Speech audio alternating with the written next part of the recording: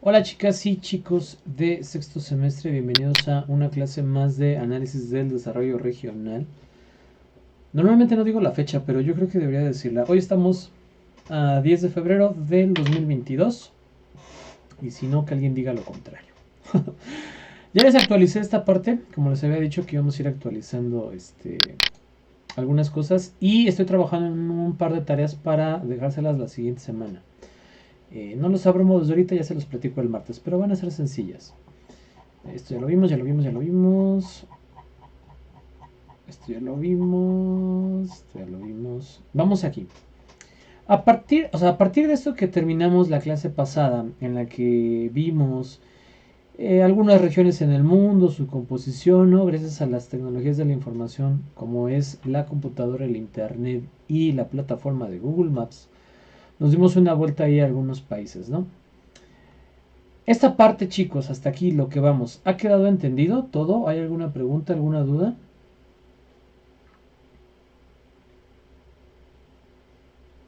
No, profe, todo bien, todo muy claro. Ok, ya vimos la parte como más conceptual del análisis, ¿no? Del desarrollo de la región, para saber de qué hablamos. Ya hablamos un poquito de cómo se ha creado el Estado y el mundo para ver cómo estamos, ¿no? Ahora, a partir de aquí, hagan de cuenta que aquí hay un break, ¿no? O sea, esta parte que vamos a ver hoy es como una separación. Porque a partir de esto que terminamos con el análisis de la economía regional puede contribuir de forma fundamental al estudio y búsqueda de soluciones de los problemas y retos actuales de la economía, brincamos a la parte, ahora sí, de qué es los modelos de convergencia económica, de divergencia económica, de multiplicador regional, de base de exportación, o sea, son macromodelos que se han usado para el desarrollo de países y de regiones principalmente, que los vamos a estudiar. Y ya después, y ya estaríamos hacia el segundo parcial, veremos esta parte práctica. Pero en inter de esto quise presentarles este artículo. Ay, se me fue bien feo, bien bajito el nombre, no me di cuenta. Es una guía para la elaboración de casos de estudio de Díaz de Salas, Sergio Alfaro. ¿Por qué? Porque creo que los conceptos que vamos a ver aquí, o los elementos que se van a ver aquí en esta clase en particular, les van a servir para cualquier análisis regional que quieran hacer y sobre todo para cualquier trabajo científico. ¿Va? Bueno, lo vamos a ir viendo. Eh, un estudio de caso es o implica hacer investigación y considerar diferentes métodos, técnicas e instrumentos para la construcción de conocimiento científico. Una vez más, hacer investigación implica considerar diferentes métodos, técnicas e instrumentos para la construcción de conocimiento científico. Y aquí tenemos el primer break, ¿no? El conocimiento no solo se puede adquirir por medio del método científico, ¿cierto o falso?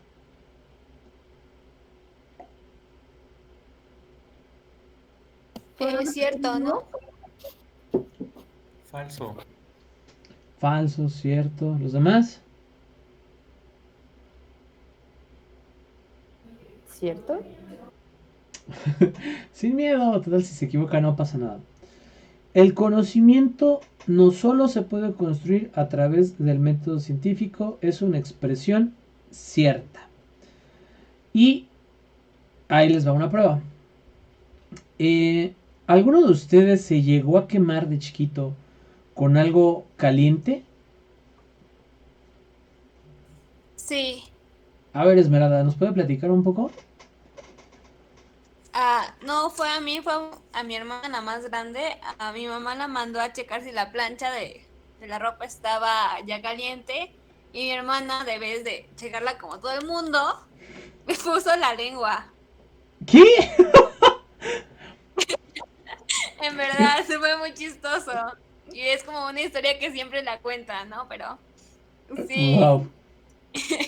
Fíjense que cuando yo pienso que ya he escuchado de todo, luego sucede este estilo de comentarios. Yo ni reflexiono que me faltan muchas cosas por vivir. Ok, me sirve el ejemplo. Gracias, Esmeralda.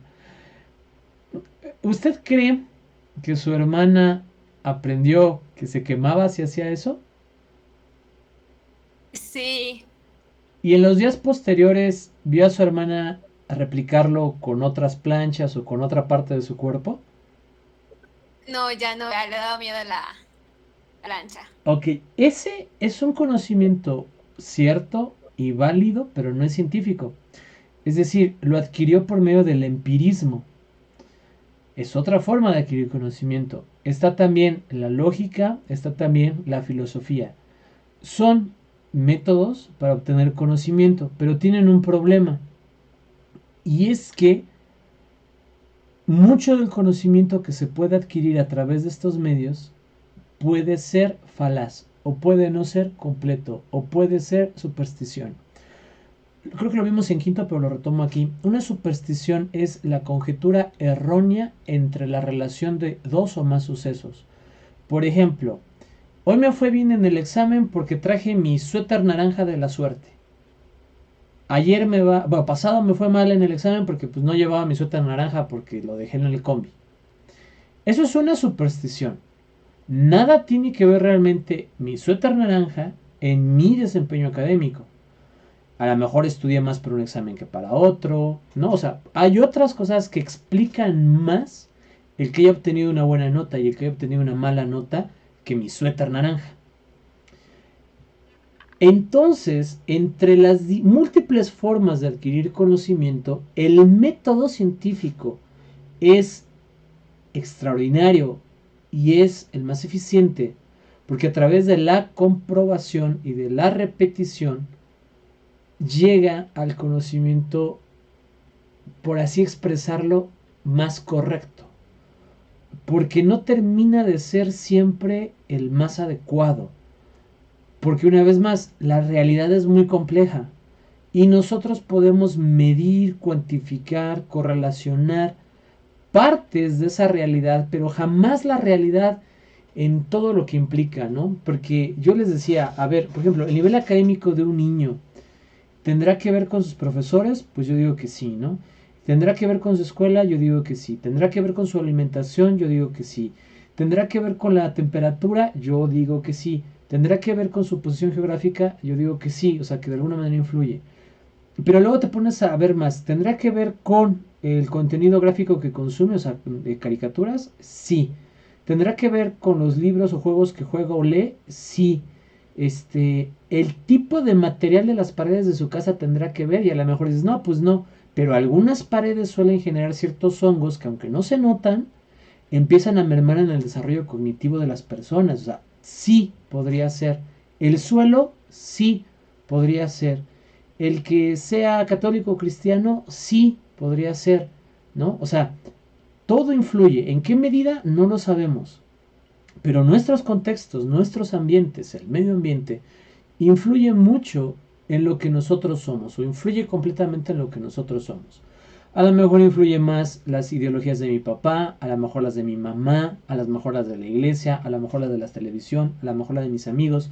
Cada persona es diferente, pero me nutro de todas esas influencias, o me lleno, mejor dicho, de todas esas influencias.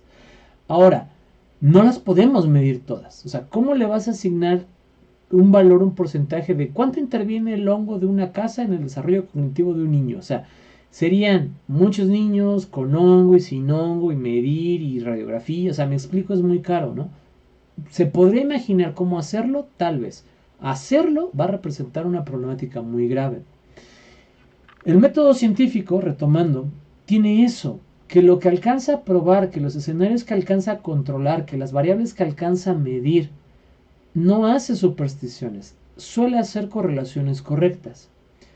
¿Es el método científico la mejor forma de adquirir conocimiento? Sí, pero no es la única. Hay que dejar eso claro. ¿Es abismalmente diferente? Sí, pero no es la única fuente de conocimiento. Hay muchas formas de adquirirlo. El empirismo, la lógica, la filosofía, ¿no? Son algunas. Ahora, este autor nos dice, el objetivo de este artículo es aproximar a los investigadores, en especial los de temas educativos, que es mi caso, pero a ustedes también les sirve, al estudio de caso como un recurso metodológico que les permita ser creativos en el diseño, desarrollo y evaluación de su gestión del conocimiento. Luego entonces, ¿qué es Un estudio de caso, lo tenemos acá, dentro de un periodo de tiempo bien definido, con una investigación repetida y por ello la mayoría de las veces comparativamente concentrada y diferenciada, de personas concretas o de unidades sociales observables. En otras palabras, un estudio de caso es observar a una sociedad, a un grupo de personas, una problemática, durante un periodo de tiempo definido y se repite en el tiempo esta investigación. Muchos de los análisis regionales son estudios de caso, ¿no? Y seguramente ustedes los han escuchado. Y vamos a ver algunos elementos que el estudio de caso tiene en sí, pero hay que tener en cuenta que la observancia de una multiplicidad de factores o variables que son importantes para dar respuestas a las cuestiones que se plantean. Lo vamos a ver más adelante cuando estudiemos política pública, pero una de las fases primordiales de la política pública es el diagnóstico, ¿no? De hecho es de las primeras o la primera. Si el diagnóstico está mal hecho, todo lo que hagan después está mal hecho, ¿no? Y el mejor ejemplo es un diagnóstico médico. Si les dan ustedes no, a otra persona, les dan un comprobante de que no, pues tienes gripa y en realidad tenías COVID, ahí puede haber un problema muy grave, ¿no? O sea, puede generar consecuencias muy graves. O te dicen, no, lo que pasa es que toda la familia es chaparrita, por eso el niño es chaparro. Ah, bueno, es genética. Y no te hacen estudios para ver que en realidad tienes una deficiencia de crecimiento, ahí hay un problema. A eso voy. Si el diagnóstico falla, va a fallar todo lo demás. Prueba de esto son algunas infraestructuras viales que pueden ver en la ciudad. Algunas no se usan, otras no se terminan, algunas sí funcionan bien, otras generan más tráfico, ¿no? ¿Por qué? Por malos diagnósticos, porque no se observa realmente la problemática. Muchos ven el fenómeno de la pobreza como una problemática social y yo lo veo como una consecuencia de otras problemáticas sociales, ¿me explico? Y cuando haces algo para acabar con la pobreza, no estás haciendo nada, porque la pobreza no es el problema. El problema es lo que genera la pobreza.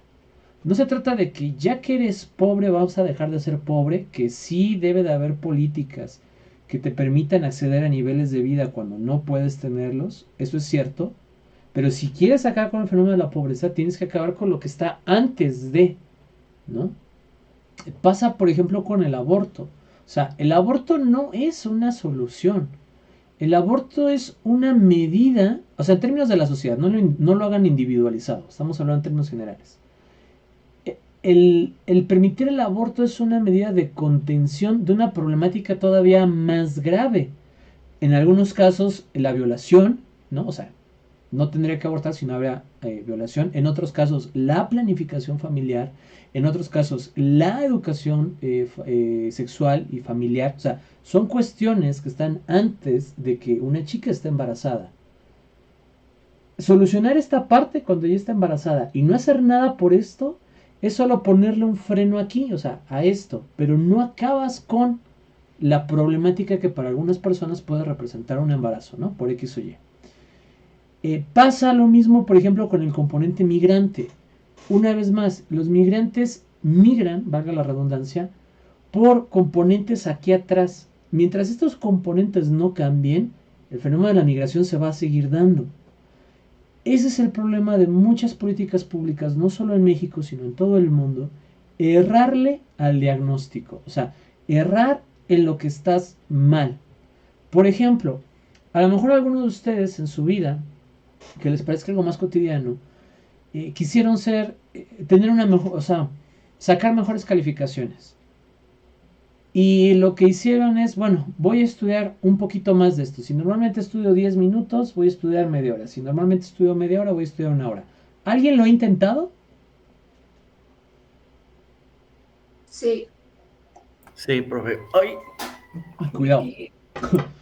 Muy bien. Y Cintia, José Luis, ¿cuáles fueron los resultados? Primero Cintia, luego José Luis. ¿Les funcionó? En mi caso, no. Ok, muy bien. José Luis.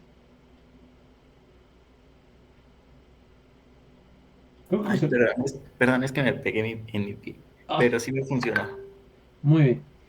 Aquí, excelente que a uno sí y a otro no. Bueno, a nuestra compañera no y a nuestro compañero sí. ¿Por qué? Porque en el caso de José Luis, la problemática real quizás sí es que le faltaba horas de estudio. Pero en el caso de Cintia, la problemática real es que a lo mejor necesitaba otra técnica de estudio. Porque no era una cuestión de tiempo, sino de la forma de estudiar. Y eso es algo que muchas veces no nos enseñan. Hay más de una forma, no todo es leer y sacar apuntes. O sea, hay diferentes formas de estudiar, pero muchas veces no las conocemos. Muchas veces no nos hemos autodiagnosticado cuál es la pedagogía que me queda mejor. O sea, soy kinestésico, soy visual, soy auditivo. ¿De qué manera aprendo mejor y me refuerzo por ahí? ¿No? Porque no todos somos iguales. Hay gente que aprende muchísimo leyendo, hay gente que aprende muchísimo escuchando, hay gente que aprende muchísimo haciendo. O sea, son diferentes formas de aprendizaje. Hay diferentes técnicas de estudio para cualquier forma de aprendizaje dominante. Lo mejor que te puede pasar es que aprendas a desarrollar el aprendizaje a través de las tres áreas: la auditiva, la visual y la kinestésica.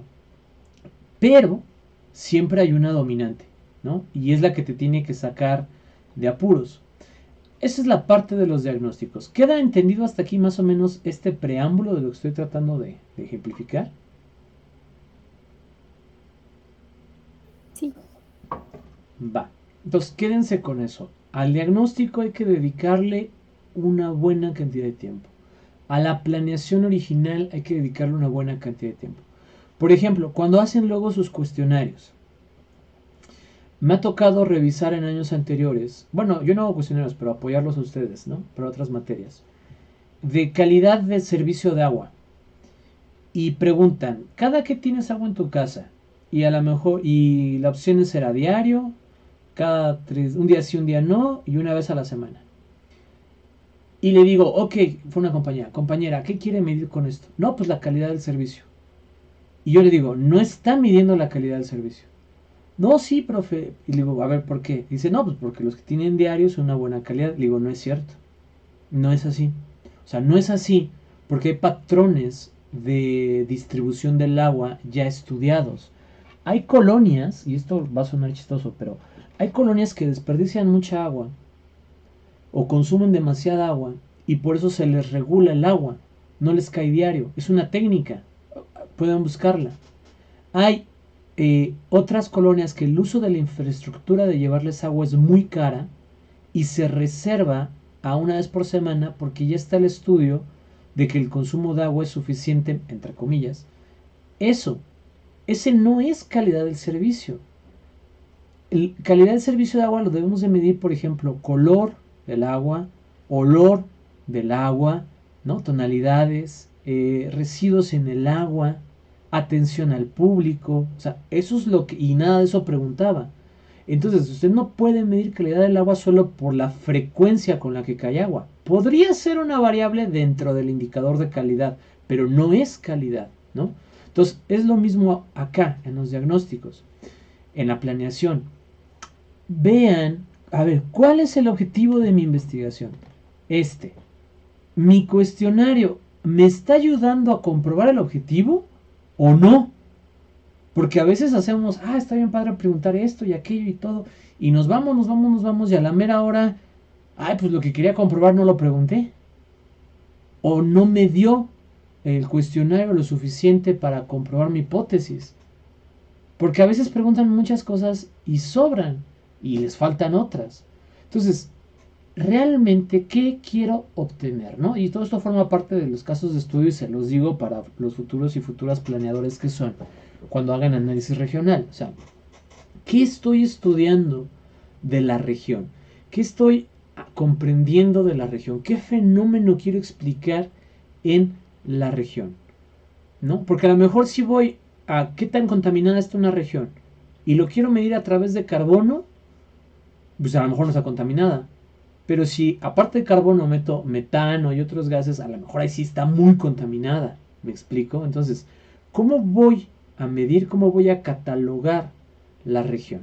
Y los casos de estudio son un buen ejemplo de esto. Nos dice el autor que un dato Describe cualquier fase o el proceso de la vida entera de una entidad en sus diversas interrelaciones dentro del escenario cultural.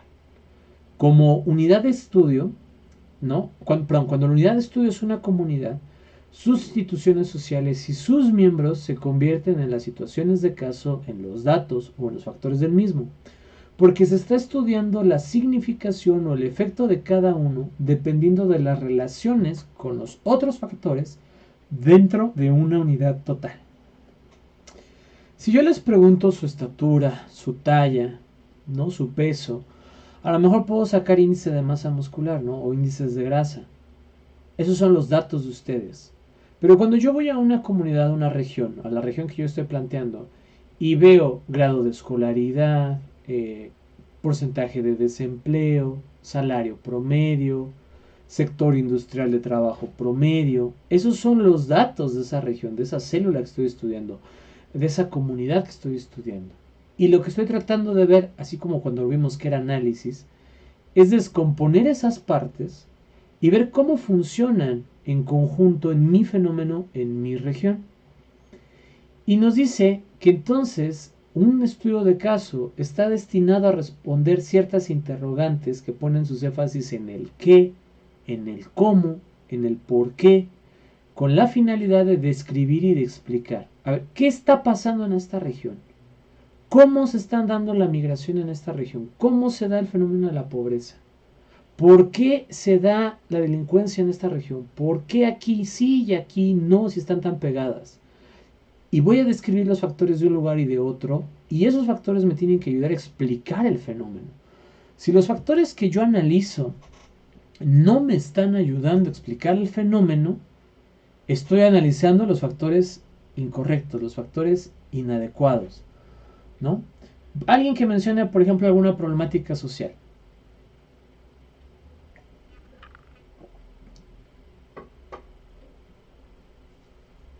Podría ser el desabasto de agua, o sea, regresemos con el agua potable en las comunidades. Va, muy bien, Esmeralda. Desabasto de agua. ¿Alguien más que me dé un factor del desabasto de agua?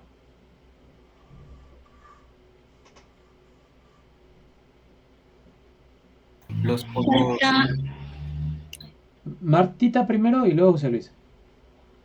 Sería la falta de infraestructura. Ok, falta de infraestructura, José Luis. Que ya no hay agua, o sea, los pozos están vacíos. Ok, bien. El resto del grupo. Mala distribución. Avisa ahí, ok, bien. El resto del grupo, ¿son o no son? O sea, ¿sí son factores importantes o no lo son?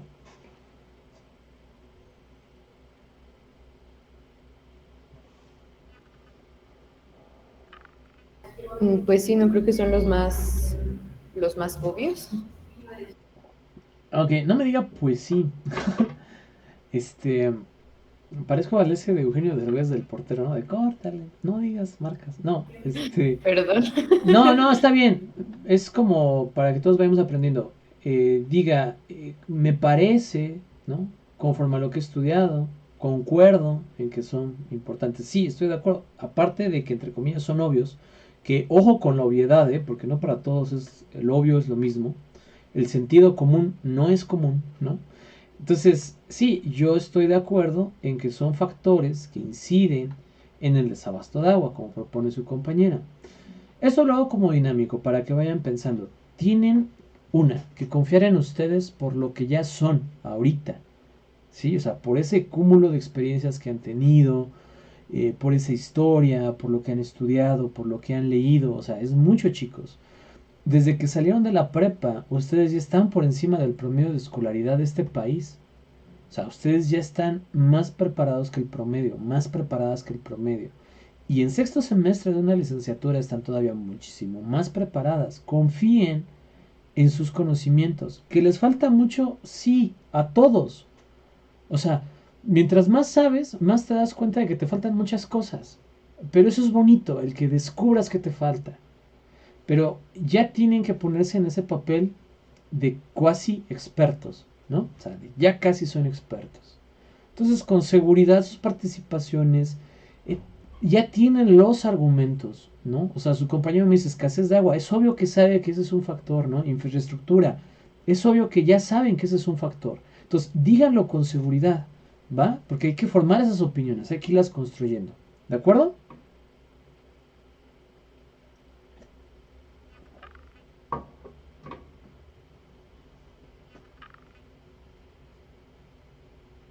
Chicos.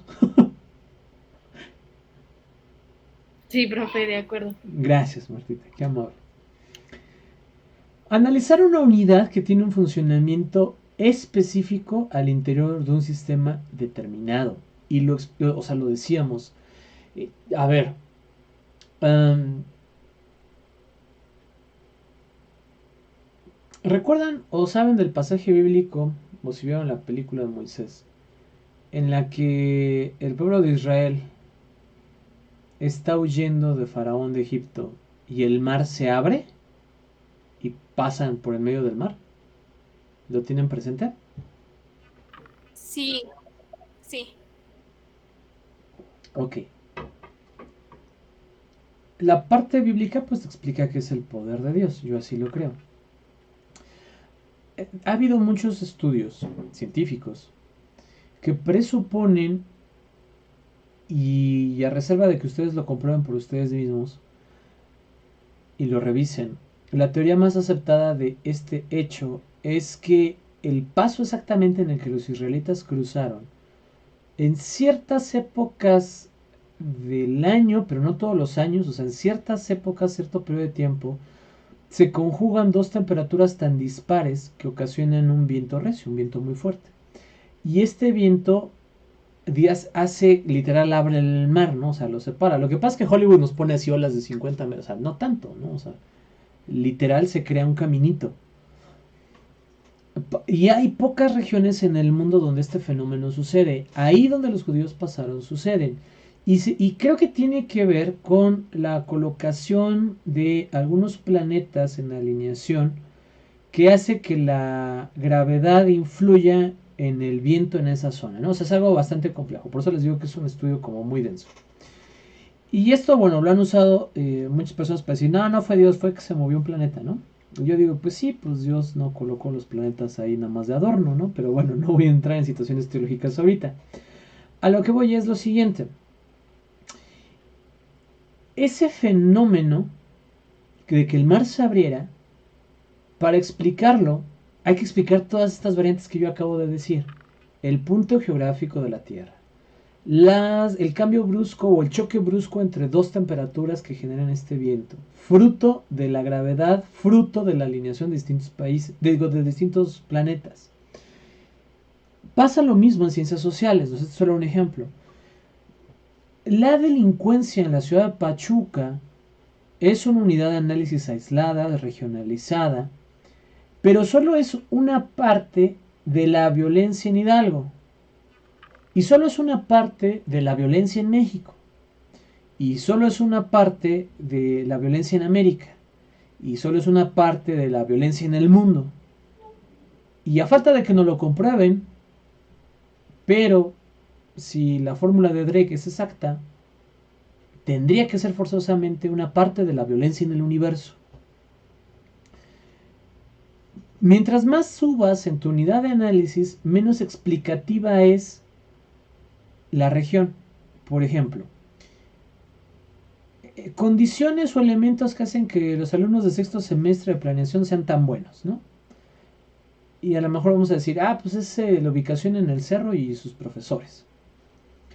Ok, esas dos variables, más o menos relacionadas, en este caso en particular, podrían explicarlo. Pero si estudiamos a lo largo del país otros grupos con buen desempeño, y vemos que no tienen cerro, y vemos que a lo mejor no hay tan buenos profesores, nos daríamos cuenta que el cerro y los profesores no explican tanto del fenómeno que es el buen aprovechamiento como uno pensaría. Y a lo mejor vemos que son jóvenes, clase media baja como yo, y que están muy motivados por superarse. Y a lo mejor eso explica más que los profesores y el cerrito, ¿no? Por poner solo ejemplos. Pero si lo comparamos con buenos grupos en países desarrollados, a lo mejor el componente aspiracional no explica tanto. Entonces, a esto me refiero. Analizar la región es bonito, porque vas a explicar el funcionamiento interno en la región. Y ese funcionamiento interno te puede explicar algunas partes de la macrorregión. Algunos comportamientos en la macrorregión serán parecidos, pero no todos serán iguales. Una ciclopista en Canadá, Quebec, funciona muy bien. Áreas de ciclopista en Ciudad de México funcionan muy bien. Ciclopista en Pachuca no sirve para nada, ¿no? O sea, al menos la parte que está integrada al tráfico, la parte que es solo ciclopista es muy buena, eso sí, muy buena.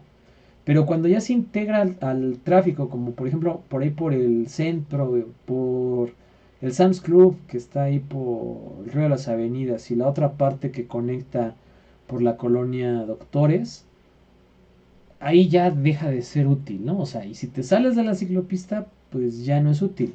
Ahora hay una nueva ruta que va como desde San Carlos, que vendría siendo como Aurrera del Bonfil, de ahí hasta casi Pitayas, que es toda esta parte nueva que han hecho por atrás, ¿no? Entonces yo creo que vamos a ir aquí rápido a Maps, a ver, porque a lo mejor no los ubico tanto. Hay una ciclopista tradicional que está aquí.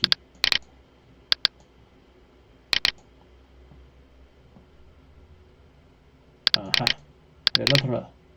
No, del otro lado, quiero ir del otro lado. Es que de este lado no pasó el carro, güey. Ay, no, qué horror. Me metí al submundo del Street View, espérenme. Está por aquí. Ay. No, espérenme. Aquí. No, bueno, pues las tomaron de noche y de malas. O yo me bugué. A ver, F5. Bueno, no sé, ¿por qué no se ve? Qué raro. Aquí, F5.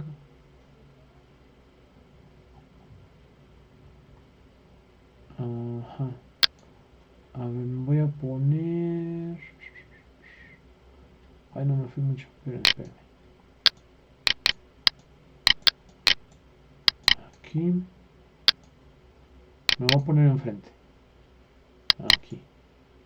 Ok, aquí, esta parte que se ve aquí, como que estoy como señalando con el mouse, es donde inicia la ciclopista. Ahora sí me puedo acercar. No. Sí está feo ahí. Si me regreso acá, ya sabe. Acá. Ahí. Ajá. Bueno, aquí, bueno, de hecho esta foto es antes. Aquí se ve las construcciones que estaban haciendo en el 2015 de lo que ahora es la ciclopista. Me voy a regresar a la otra vista, a esta, y le voy a meter la satelital. Ah, no, lo voy a dejar así. Esta línea verde es la ciclopista. Entonces, viaja todo esto, ¿no? Desde aquí, y aquí se divide. Una parte se corta aquí.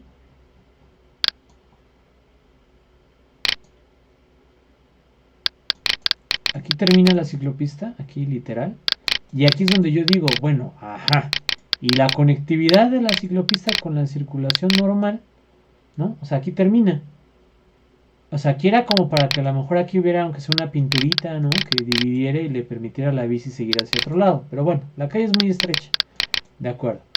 Luego continúo hacia acá. Aquí es prepa 1. Aquí la atraviesa. Se sigue todo esto hasta acá. Hasta acá. Pasa por abajo de este puente que está aquí, que se va a ver que es un tránsito medio complicado. Aquí viene es la misma que les enseñé. Continúa por acá. Yo creo que varios la conocen, pero por si no se las presento, para que quede ahí el video. Y aquí vuelve a desaparecer, ¿no? O sea, aquí ya desapareció. Aquí termina, aquí abajito, se ve, aquí está. Y aquí esto no estaba. Ahorita ya está la división y aquí continúa. Esto está bien, o sea, esto está bien. Pero si tú te vas hacia acá, llega un punto en el que esta vía, que se supone que es para las bicis, de hecho no sé cómo esté, pues esto es reciente, hacia acá ya no existe, hacia acá se corta, aquí sí va a seguir, ¿no? Y creo que aquí en la central se va a perder aquí el final. Sí, aquí ya desapareció. Aquí de hecho se hace taxista. ¿no? Ah, no es la de al lado, continúa por al lado. Aquí desaparece. Hasta aquí está esta división de amarillos. Taxis, bicis, ¿no? Ahí donde está el cono, termina. Y dices, bueno, conecta con la central de autobuses. No está tan mal, la verdad. Pero si te pasas por abajo del puente y te cruzas de una manera muy rara, hasta acá. Ay, Maps, coopera tantito. O sea, cruzas ahí derecho, ¿no? Y luego te cruzas otra vez aquí.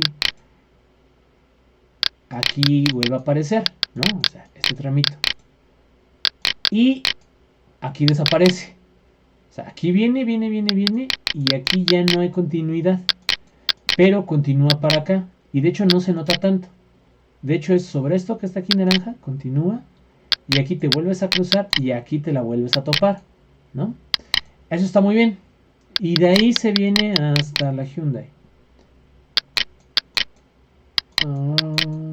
Hasta aquí.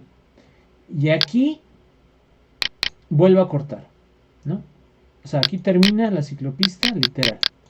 Bueno, te puedes seguir acá, pero en la carretera de acá termina. De hecho, quería salir en la carretera de allá. ¿Por qué no salí? Ah, es esta. Y aquí termina, ¿no? O sea, aquí hasta literal le da la vuelta para que te vayas de regreso. Porque aquí ya no hay infraestructura. Y hacia el centro se corta antes, ¿no? Lo que yo les decía, porque es la misma. Aquí vas bien, aquí vas bien. Aquí tienes que hacer un extraño.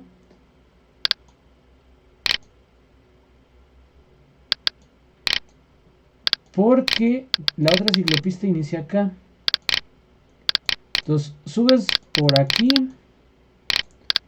Sería más o menos por esta calle. Aquí, ajá. Cortas aquí. En esto que aquí no hay infraestructura de ciclopista. Pero luego te la vuelves medio a topar por aquí. Te tienes que ir por aquí. Para acá. Cruzar aquí por el puente. Y por aquí te unes a la otra ciclopista que va acá, ¿no? O sea, es muy notorio que se corta el carril. Y esta luego ya desemboca hasta por...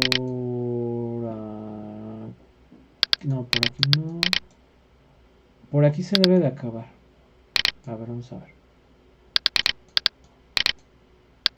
Ajá. Ajá, aquí se acaba. Y técnicamente debería de continuar por la calle, pero no te la vuelves a topar, o sea, no la vuelves a ver hasta un extraño, hasta algo muy raro que está por acá. O sea, aquí debería de haber una línea. No está, pero me perdí de calle. Y aquí sí, ¿no? O sea, aquí la retomas. Entonces es de este semáforo, de aquí de esta glorieta donde estábamos, ¿no? Aquí termina, te sales y continúa aquí en sentido contrario, todo raro, ¿no?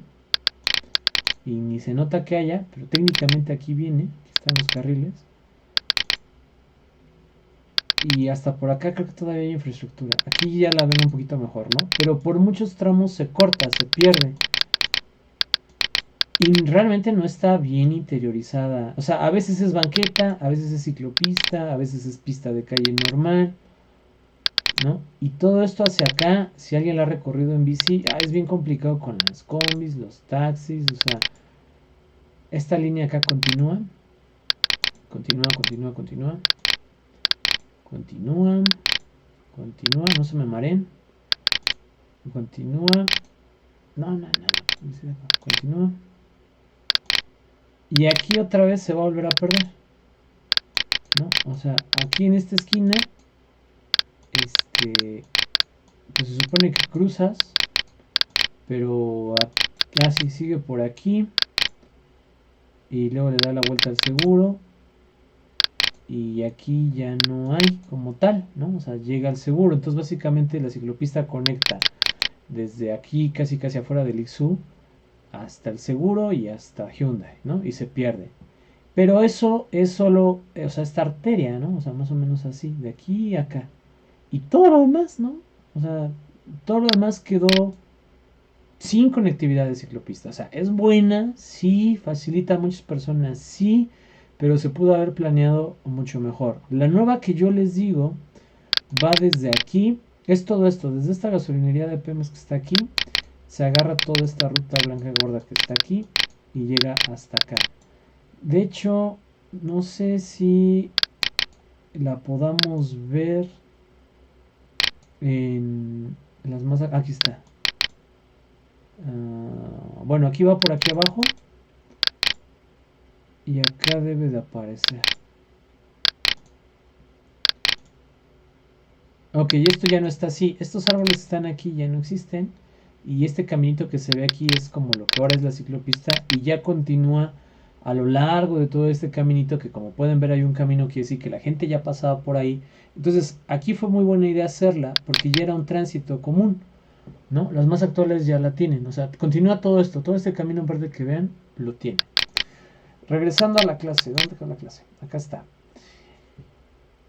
Que algo funcione en una zona no quiere decir que va a funcionar en todos lados. La ciclopista que tenemos, que va desde acá donde les mostré, del centro minero, el semáforo, hasta el seguro o hasta la central de autobuses, funciona muy bien.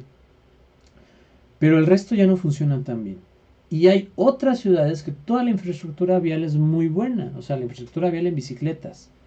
Pero ¿qué pasa? Pues que si tú te vas al trazado de la ciudad, ¿no? O sea, la parte de arriba, pues Pachuca es una ciudad muy de rinconcitos, de callejones, o sea, de una traza, pues construyele por donde se pueda, ¿no? No es lo mismo esto que si tú te vas a Barcelona.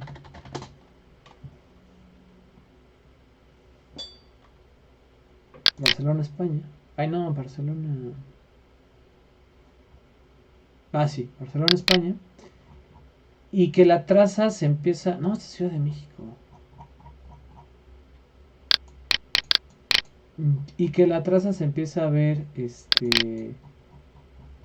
desde el cielo más cuadrada, ¿no? Entonces aquí sí puedes poner vías o ciclopistas que tengan más sentido en algunas partes de la ciudad.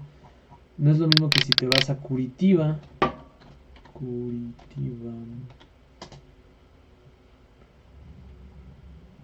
Que la ciudad tiene otra traza diferenciada, ¿no? Y de hecho aquí vamos a activar la capa de tráfico y de relieve.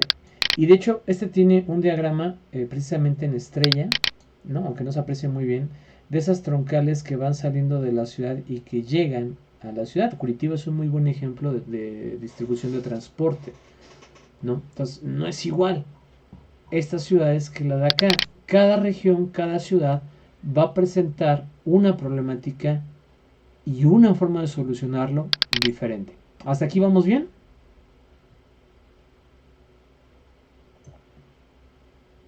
Sí, profe, todo bien. Va, gracias Alex.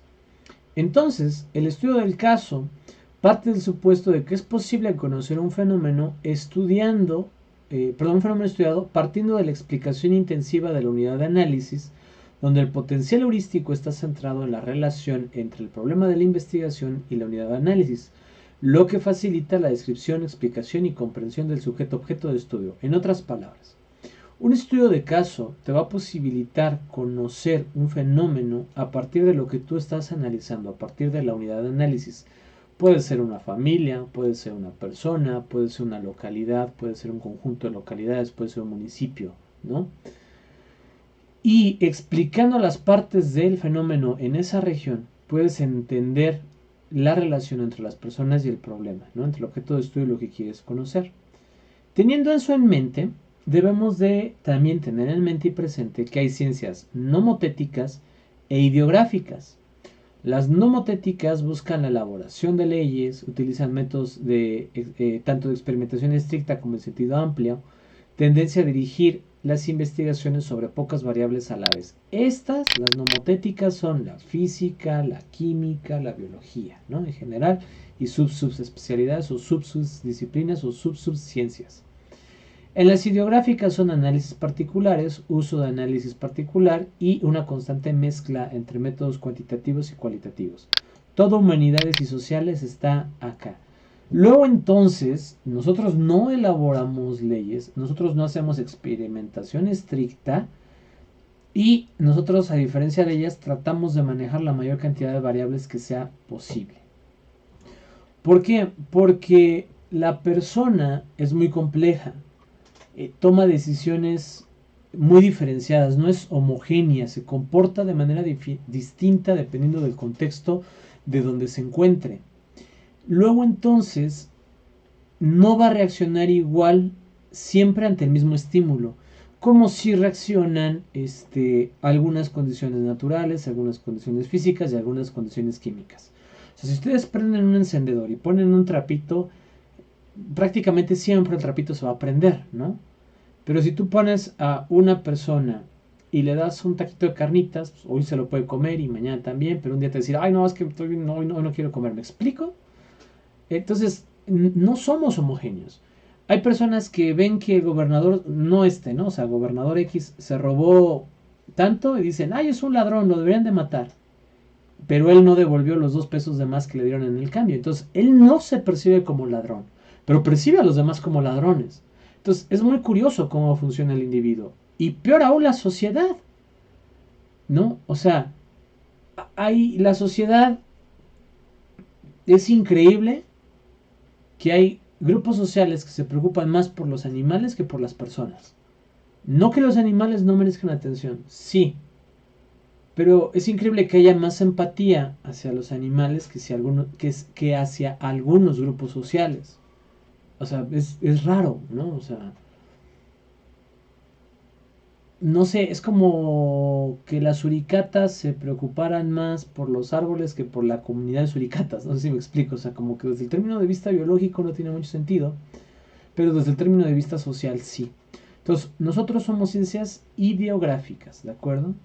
Y esto es una tabla, pero es solo representativa. Es decir, a ver, si nuestro estudio es, digamos, evaluativo, que es el más sencillo de explicar, y lo que quieren hacer es una crónica, ¿no? O sea, el propósito es una crónica, entonces la acción es deliberar y el producto es una evidencia, ¿no? Otra, si nuestro propósito fuera comprobar algo y nuestro estudio es interpretativo, entonces la acción es relatar y el final es una teoría.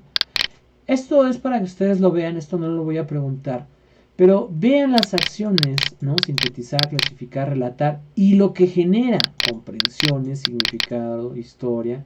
Registrar genera un registro, construir genera un perfil, ¿no? Se examinan hechos para que no vayan luego a confundir cosas, ¿no? Por ejemplo, quieren hacer un registro y en lugar de registrar,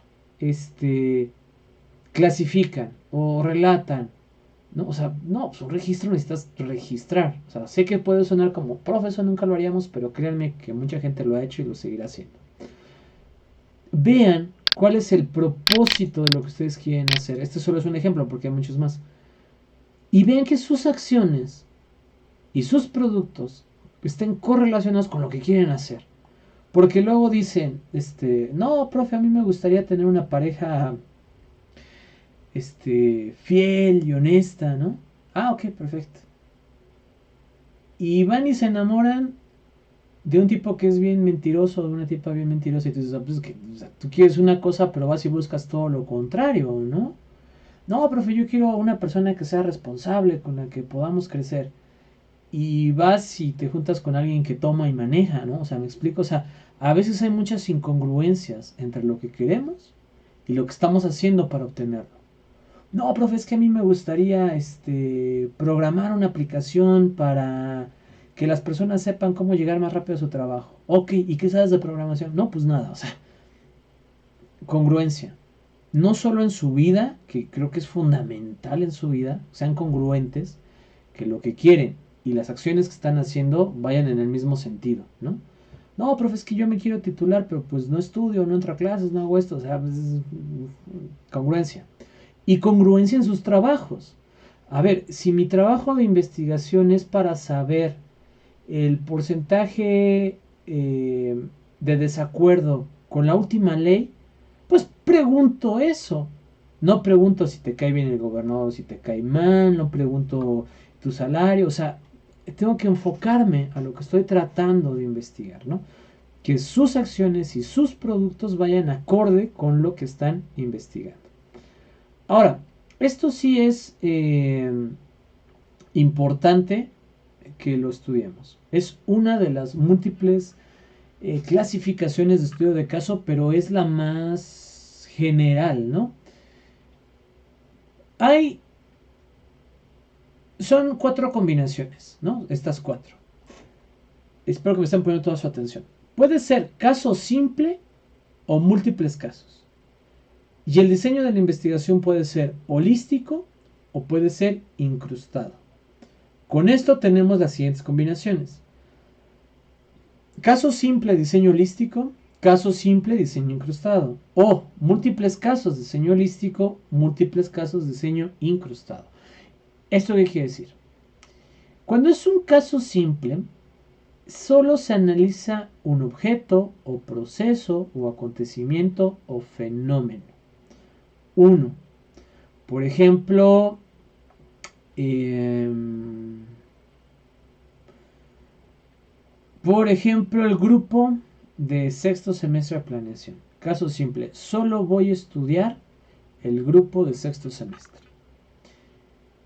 Si yo estudiara el grupo de sexto semestre y el grupo de quinto semestre, ya no es caso simple, serían múltiples casos. Una vez más, estoy estudiando, por ejemplo, el fenómeno del aprovechamiento escolar. Si lo hago solo en sexto semestre, es caso simple. Si lo hago en sexto y quinto, es múltiples casos. ¿Se entendió esa parte? Sí. Ok. Ahora, la otra parte. Si para estudiar el aprovechamiento escolar voy a tomar en cuenta solo el promedio, es diseño holístico. Pero si para el aprovechamiento de clase voy a estudiar el promedio, la asistencia y la participación, entonces es un diseño incrustado. Sí, queda. Ahora, esta otra parte, ¿quedó clara?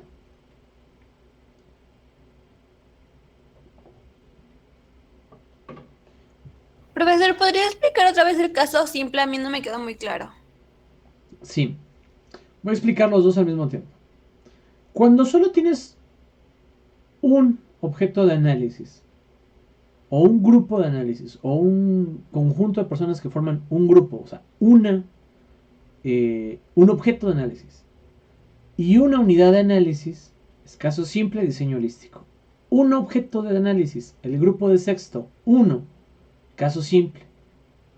Dos objetos de estudio, el grupo de quinto y sexto, ya son 2, ya no es 1, entonces es múltiples casos. Cuando estamos estudiando aprovechamiento escolar es el fenómeno general, aprovechamiento escolar, y voy a medir el aprovechamiento escolar de una sola variable o a partir de una sola variable u unidad de análisis, es un diseño holístico. Si para medir el aprovechamiento escolar voy a usar 2 o más variables, entonces es un diseño incrustado, ¿no? Y tenemos estas combinaciones. Caso simple, diseño holístico. Estoy analizando el aprovechamiento escolar en el grupo de sexto solo a través del promedio. Caso simple, un solo objeto a conocer, que es el grupo de sexto, una sola unidad de análisis, que es el promedio. Caso simple, diseño incrustado, del de abajo. Estoy analizando en general el aprovechamiento escolar solo en el grupo de sexto, es mi única unidad observable, pero lo voy a hacer a partir de su promedio, su participación y su asistencia. Un objeto de estudio, caso simple.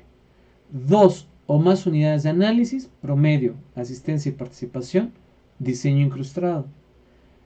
Ahora, voy a analizar el aprovechamiento escolar, pero en 2 grupos observables, quinto y sexto. Quinto y sexto. Pero solo lo voy a observar o solo voy a analizar a través del promedio. 2 objetos de estudio, ¿no? O 2 objetos por conocer. Una única unidad a conocer en esos, que sería el promedio. Múltiples casos, porque hay 2 unidades observables, Diseño holístico porque solo hay una unidad de análisis que es el promedio. Voy ahora, el aprovechamiento escolar en el grupo de sexto, en el grupo de quinto, pero a partir del promedio, de la participación y de la asistencia. Múltiples casos, 2 o más unidades observables. Diseño incrustado porque son más de una unidad de análisis, es promedio, asistencia y participación. Y son las combinaciones que se pueden hacer. ¿Se entendió? Ahora sí, profe, gracias. No, de nada. Por eso estamos. Los demás. ¿Quedó claro? Sí, profe. Va. Ahora, a ver, déjeme adelantarme. Ok. Es importante dentro de toda... Ya vamos a acabar con esto y nos vamos temprano. Es importante, en lo que yo renderizo, por si me están observando, ¿no?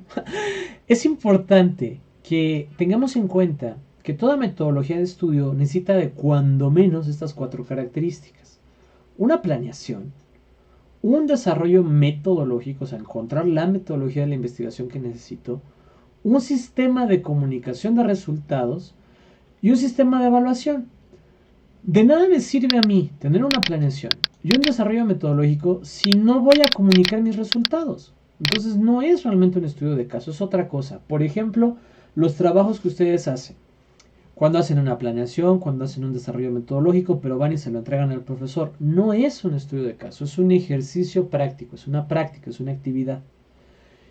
Todo estudio de caso necesita un sistema de comunicación de resultados, publicarlo en una revista, sacarlo en una página de internet, a través de un video, a través de un informe. Y un sistema de evaluación. Esto es como general, ¿no? O sea, esto es como parte de esto, sencillo. Ahora, el sistema de evaluación normalmente busca que el estudio tenga 2 criterios: confiabilidad y validez. La confiabilidad se refiere a la capacidad que deberá tener un estudio de caso para obtener los mismos resultados si éste se repite en el tiempo. Y la validez tiene por objeto asegurarse que un investigador diferente al original, siguiendo los mismos procedimientos descritos por el investigador original y haciendo el mismo estudio, llegará a los mismos resultados. A ver, lo explico. Si yo hoy llego aquí con ustedes y les digo, chicos, chicas, estoy haciendo un estudio de caso sobre si les gusta o no les gusta Bad Bunny para ver si les sigo dando clases o no, ¿no? Y les pregunto, a ver, solo digan sí, o mejor, para que sea más fácil, levanten sus manos quienes les gusta Bad Bunny.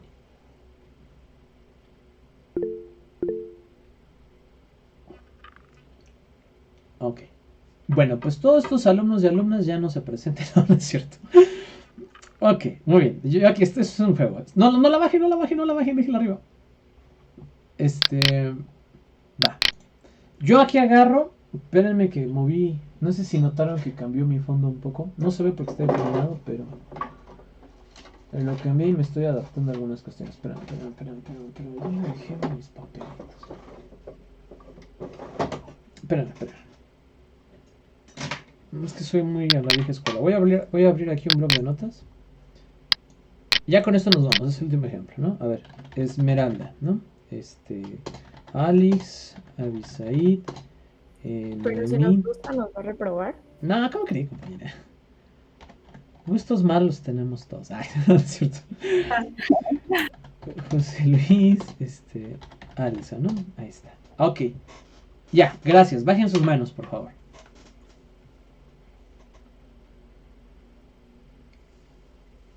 Ahora, supongamos que ya es... ¿Cómo tenemos clase? El martes. Supongamos que es martes. Dentro de 2 meses. Y yo llego y les digo, chicos, una pregunta. Miren, lo que pasa es que en la encuesta anterior tuvimos unos problemas. Entonces, pues vamos a repetir el ejercicio. ¿Podrían levantar su mano a aquellas personas que les guste Bad Bunny?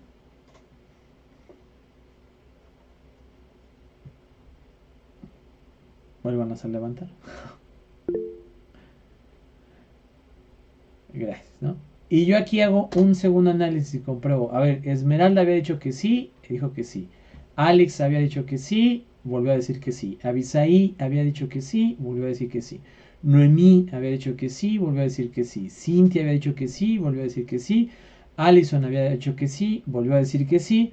José Luis ya maduró, ya no levantó la mano, ya no le gusta, ¿no? José Luis ya no dijo que sí.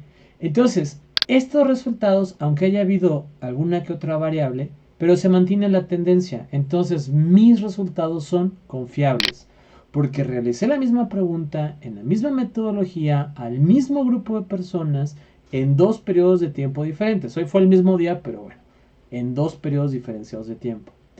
Ahora, bajen su mano, por favor.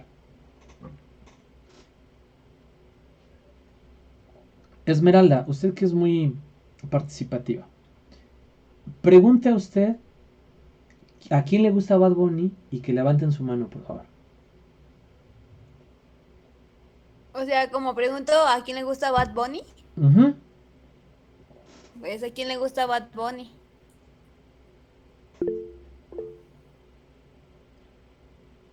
Muy bien.